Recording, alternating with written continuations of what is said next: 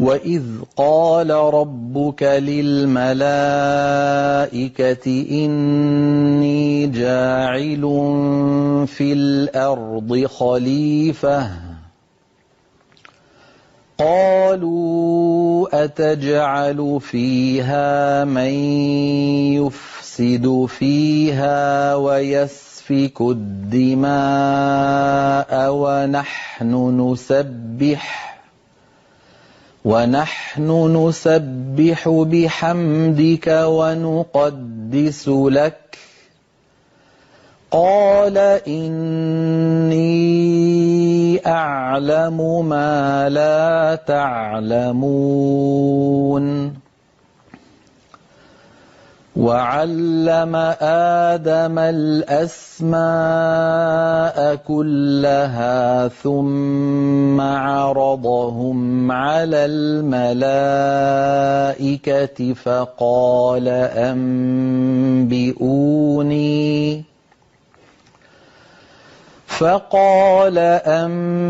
أنبئوني بأسماء هؤلاء إن كنتم صادقين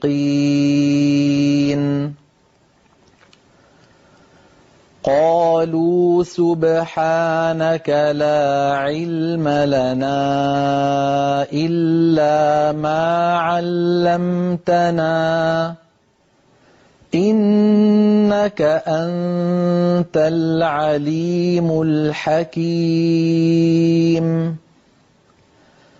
قال يا آدم أنبئهم بأسمائهم فلما أنبأهم بأسمائهم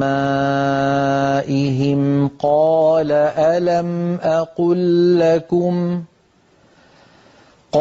ألم أقل لكم إني أعلم غيب السماوات والأرض وأعلم ما تبدون وما كنتم تكتمون وإذ قلنا للملائكة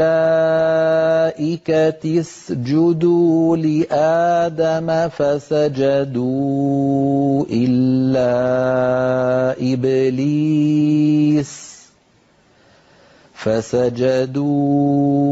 إلا إبليس أبى واستكبر وكان من الكافرين وقلنا يا آدم اسكن أنت وزوجك الجنة وكلا منها رغدا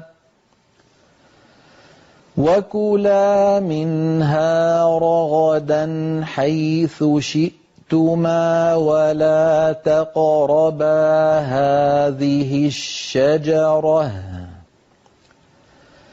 ولا تقربا هذه الشجرة فتكونا من الظالمين فأزلهما الشيطان عنها فأخرجهما مما كانا فيه وقلنا اهبطوا بعضكم لبعض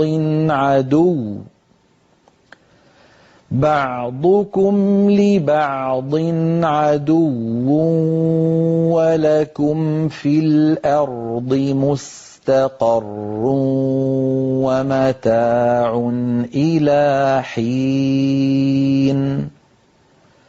فتلقى آدم من ربه كلمات فتاب عليه إنه